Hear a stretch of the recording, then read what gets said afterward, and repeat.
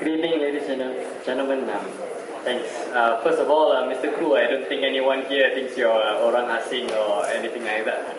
Very much a brother and sister to us all. I hope you don't mind if I come back again on the subject of Syukree. Whose passing also reminded me not only of Tony, who was a friend, but also of a gentleman who passed away during the last election campaign. His name was Salman Nasruddin, who was a photographer who helped out a lot of us and was killed in an accident. I know Syukree as well for a while. We met probably about a year ago when he started working with suarakeadilan.com and we started it up.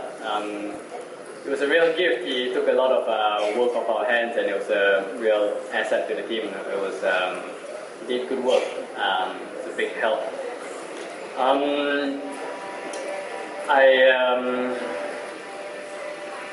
When I think of him, I think also of all the lonely people we know in the world, the people who may have had some trouble fitting in. Syukree was no stranger to controversy, but I think everyone agreed he had a good heart. It's always nice to me when he saw me. He was always cheerful, always had a friendly word. I don't think I gave him enough of my time. I shared enough of goodness, and again, his passing has made me reflect on these things. The last I saw of him was right here, just in front, last week as well.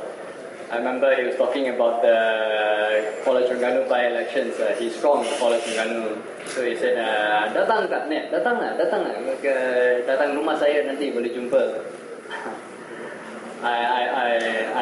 I'm sad I won't get a chance to, but I know he'll be remembered here every week.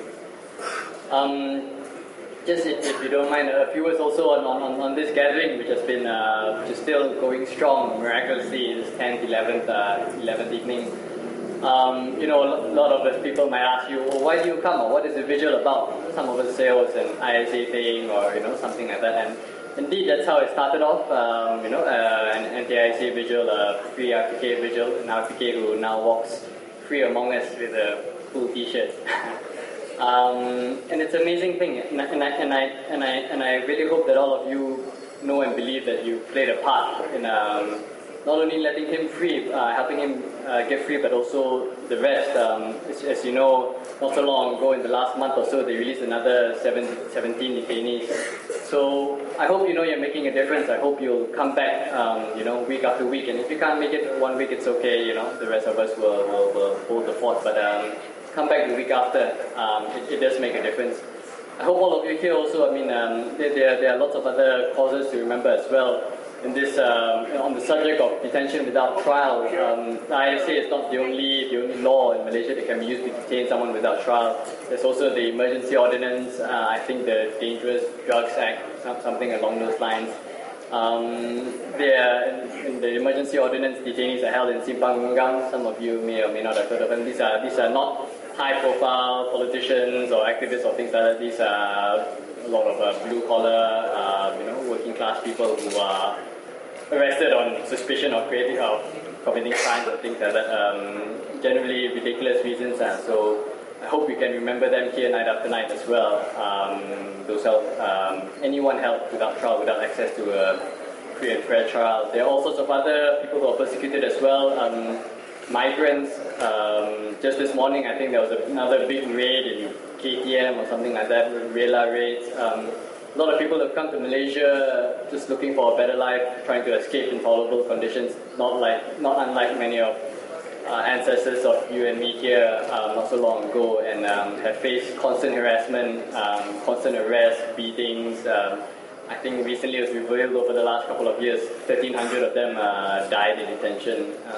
So I hope we can remember them too and support the efforts of those who are working to make sure that they have that their human rights are protected, that they have access to better lives.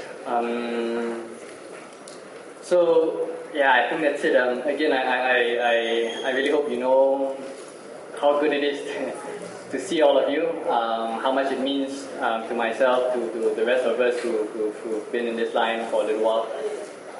Very quickly, a lot of us here are also looking for a lot of changes in this country to come. Some may have been disappointed that they didn't come at a certain month or a certain time. But I have faith. Seeing all of you here, I know that even if it's not this week, this month, next year, one day change will come to Malaysia, and it will be because of people like you. And I know that we can do it.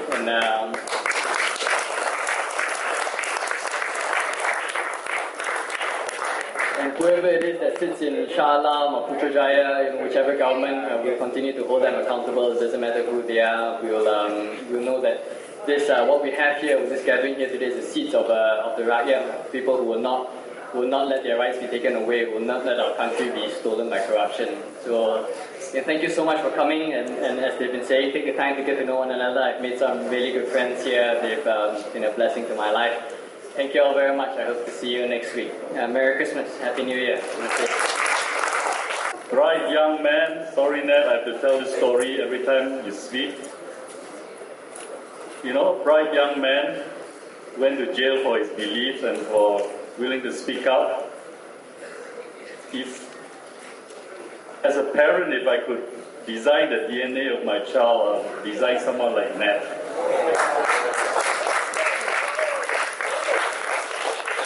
Seriously, in fact, I was a bit surprised that Ned didn't stand in the last general election. I happen to know Ned's parents, and he's as bourgeoisie and as upper middle class as you can get. So he doesn't have to do all this crap, but he's standing up for the rest of us. And I'm very impressed when young people are willing to stick out their neck. Because most of us older folks took years before we dared to stick our neck out. And here you have all these young men who could have gone into a promising 5-figure job. Why waste time on all this civil society stuff? And we have more and more young people doing that, and that's very encouraging. Okay, before I bore you guys, who else wants to make a statement or share something? Come, feel free to. We have time. Raja Petra can wait. Raja Petra will be the star. The prima donna speak last. Okay, she is for supporting artists. Terima kasih tuan-tuan dan puan-puan. I'm a Bahasa teacher. Please allow me to speak in Bahasa.